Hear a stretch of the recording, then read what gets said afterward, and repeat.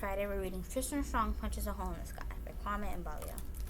This book has the Curtis Scott King Award, the award for African American literature for teens and children. Chapter 1. The car ride. There was a rhythm in my fists. Hop, pop. It told a story. Pop, pop. Everybody thought they knew the story. They'd seen it before. They'll get over it. It's a phase. Give them space. But they only knew fragments. They didn't want to hear the rest. Oh, you do?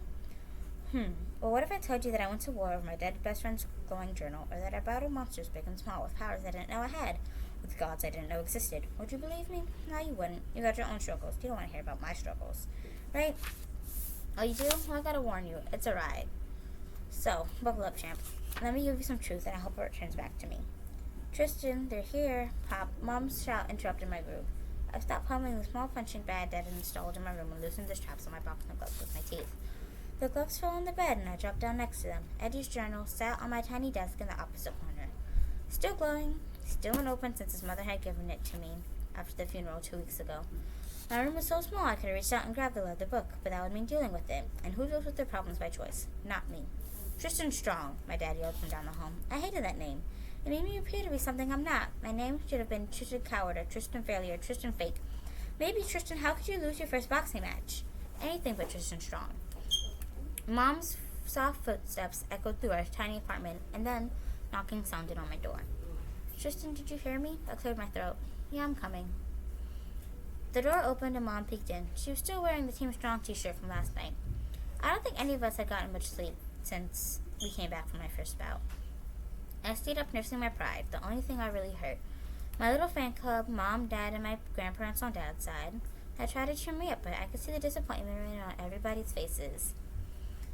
So I pretended to go to bed while they held whispered discussions into the wee hours of the morning. Now it was dawn, time to get the show on the road. Mom's eyes took in the organized chaos of my room and crinkled when they landed on me. She crossed the floor in 2 steps, avoiding yesterday's untouched dinner in the process. She sat down on the mattress. It's only for a month, she said, not even play acting that she didn't know what was wrong. I know. It'll be good for you to get away. I know. She rubbed my head, then pulled me into the hug. The grief counselor said it would be good for you to get a change of scenery. It's from fresh air. Working around the farm. Who knows? Maybe you'll find out you were meant to work the land. I shrugged. The only thing I was sure of was that I wasn't meant to be a boxer. Despite what Dad and Granddad thought, I pulled free of Mom's hug, stood, grabbed my duffel bag, and headed out for my month of exile. Aren't you forgetting something? Mom asked. I turned and she held Eddie's journal out to me. Her hand and wrist were bathed in the emerald green glow that was coming from the cover. But like everyone else I'd shown the journal to, she didn't notice any strange light. Mom mistook my confused frown for apprehension as she slipped my book into my bag. He wanted you to have it, Tristan. I know it's tough, but try to read it when you can.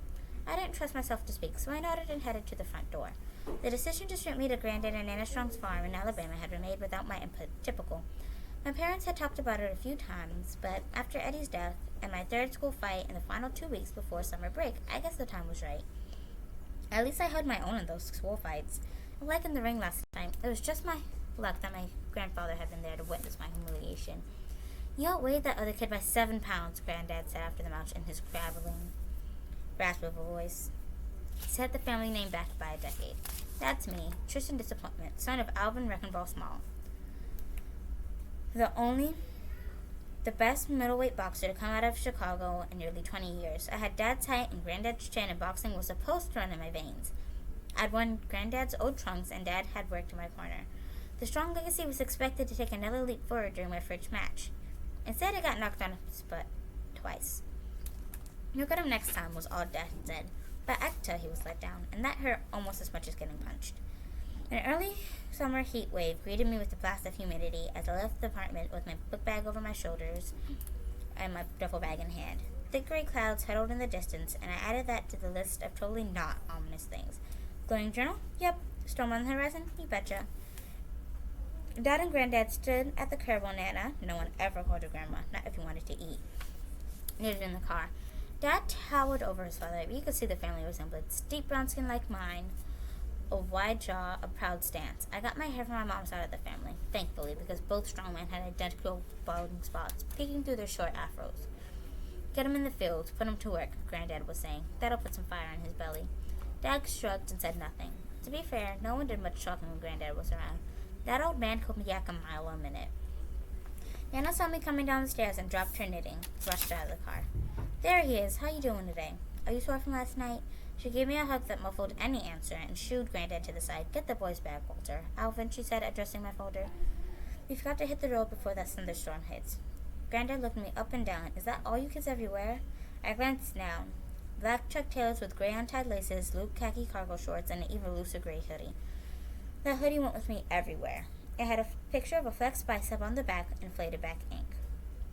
Call me sentimental, but that's what I always wore when Eddie and I were hanging out. He called it the Tristan Strong uniform of choice, perfect for all occasions. So yeah, I wear it a lot. Nana shushed him and pulled me into another hug. Don't listen to him, Tristan. I can't wait to have you back with us on the farm. You were so little last time, but them chickens you used to chase still haven't forgot about you. I packed a lunch and Evil rustled up a few new stories for the ride. And just like that, with a clap on the shoulder for Mom and a hug for Dad, I was somebody else's problem for a month. Goodbye, Chicago, and all your glorious cable TV, internet, and cell phone service. I hardly knew ye. One thing became very clear in the 12-hour car ride to Alabama.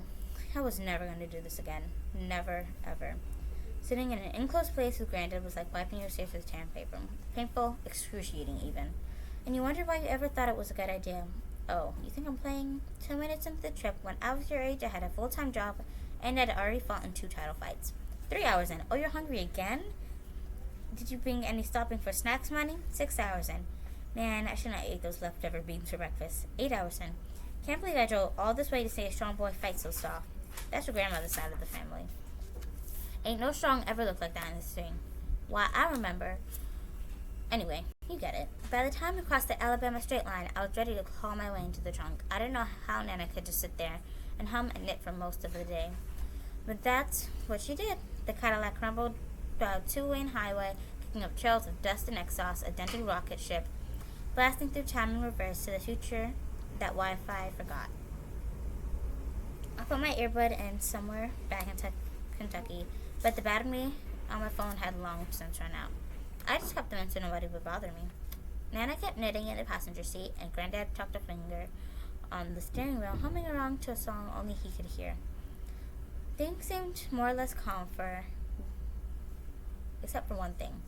Eddie's journal sat on the seat next to me. I could have sworn I stuffed the book under my clothes in my duffel bag, which Granddad had put in the trunk, and yet here it was, waiting on me to do something I'd put off since the funeral. The late afternoon sun occasionally peeked out from the storm clouds made the journal seem normal, ordinary. But every so often I'd shade the cover with my hands, peeking at it while holding my breath. Yep, still going. Why not open it, you ask, and see what's inside? Well, believe me, it's not this simple. Before Eddie's death, the cover of his brown leather journal had always been blank. Now a weird symbol appeared to be stitched into it, like a sun with rays that stretched to infinity, or a flower with long petals. The same symbol was embossed to a carved wooden charm that dangled from a cord attached to the journal spine. I'd seen that tassel before. Eddie had used it to mark a spot or to flick me in the back of the head. But the charm was new, and even more weirdly, the trinket pulsed with green light. I'd been staring at the book every day for minutes on end, but the glow always stopped me from opening it. I mean, I knew it was in there, the stories Eddie had jotted down in his goofy, blocky handwriting, from his own silly creations to the fables Nana used to tell when we were younger, when she'd come out to visit. John Henry, Anansi the Spider, Brer Rabbit's Adventures. I'd read them all. Our end-of-the-year English project was supposed to be a giant collection of stories from our childhood. Eddie was doing the writing, and I was supposed to give the oral presentation. That's when the accident happened. The counselor Mom took me to every Wednesday told me I should try to finish the writing, even though school was over now for the year, as far as healing and other stuff. Before you say something's slick, you might forget. Mr. Richardson is pretty cool for a counselor, you get me? We play Madden while we talk, which means I can focus on running up the squad on his Raggedy Eagle squad and not on being embarrassed about answering questions. It helps sometimes. If it gets too rough, he knows when to back off too. You can keep your sensitive and made-up comments to yourself, chumps. To avoid thinking about the haunted journal, I watched the outside weather through the car window. The clouds had never let up, even once we were in deep south. They just switched from hurling lightning bolts at us to hurling fat drops of rain that splattered across the road like bugs. Everything, everywhere, was miserable, and that pretty summed up my life at the moment. I took the earbuds off inside. Nana heard and turned around in her seat to look at me. You hungry, sweetie? She asked. No, not really. No, ma'am. Grandpa's deep voice rolled back from the driver's seat. You answer no, ma'am, to your grandmother. Yeah. Granddad looked at me in the rearview mirror. Yes, sir. He held my eyes for a moment longer, then went back to looking at the road.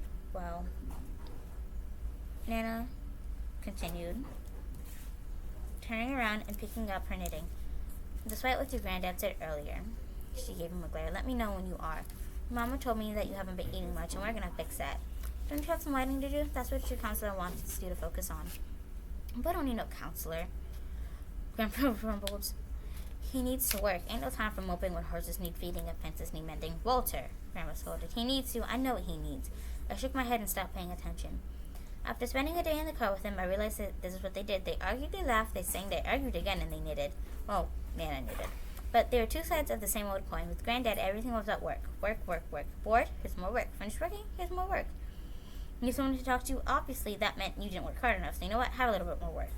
Nana, on the other hand, sang and hummed when she wasn't talking, which almost never happened because she always had a new story to say. Do you know why the owl can't sleep, she'd say? And off the story would go. And you sit there and you listen, just be polite at first, but by the end you'd be on the edge of your seat. I smiled. Eddie had loved listening to my grandmother. She had come to visit earlier this year, and he practically followed her around, his journal in hand. Speaking of which, my hand rested on top of it in the seat next to me, and I traced the symbol stitched into the front cover. What's that, sweetie? I looked up to see Nana peeking over the seat. Yes, ma'am. Granddad nodded, and I let out a sigh of relief. She smiled. And is that for your writing? I hesitated. Yes, ma'am. I held up the book so she could see it, her eye widened at the cover. Where'd you get that? Granddad turned to see what she was looking at, but Nana flapped a hand at him. Watch the road, Walter. From Eddie, I began, then paused. His mom gave it to me. It was for us. For a school project. Why? What's wrong? Could she see it? Could she tell that the book was glowing even in the daylight? She pursed her lips. That's simple. I just haven't seen it in a long time. You know what it is? Well, she glanced at Granddad, who tuned us out as soon as we started talking about writing. It's the spider symbol, an old African symbol for wisdom and creativity. It shows how tangled and complicated life can be. But with a little imaginative thinking, we could solve most of our problems, and those of others. Do you notice anything else about a journal? I asked her. She laughed, a bright, joyous sound that affected anyone listening. Is this a test? No, ma'am. I don't see nothing but procrastination. Go ahead and give it a try. Yes, ma'am. So Nana could see the symbol, the spider web, but not that it was glowing. Well, that didn't make me feel any better. Granddad smacked the steering wheel. Y'all need to stop filling his head with mess about symbols. He needs to stay in the real world. Think about what he did last night. That boy needs to focus. The box ain't just gonna happen. You need to train your body and your mind. Granddad, I don't want to hear it. You're not a kid anymore. You're strong, and Walter, Nana interrupted. Don't be so hard on the boy. He needs some toughening up. Y'all being so soft on him. Now look. Nana had started whispering lyrics to Granddad, who shook his head and gurgled beneath his breath. I slid down in my seat and tried to block out the argument. I let my thumb trace the cover of the journal, and before my brain could tell me not to, I inked it into my lap and flipped to a random page.